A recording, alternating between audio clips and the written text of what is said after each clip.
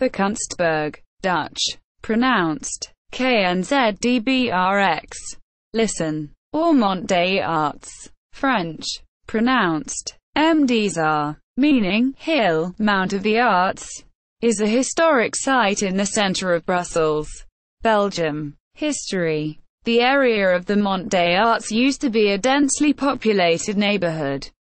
The Sint-Rocheswijck quartier St. Roches.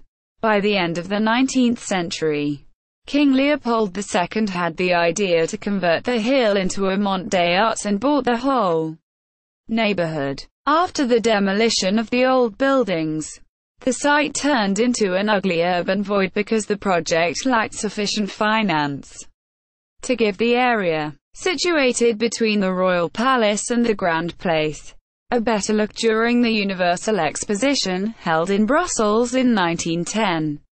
The king ordered the landscape architect Pierre Vacherat to design a temporary garden on the hill. It featured a park and a monumental staircase with cascading fountains descending the gentle slope from Place Royale down to Boulevard de l'Empire, Kaiserslaan. Although the garden was conceived as temporary, it became a well-appreciated green area in the heart of the capital.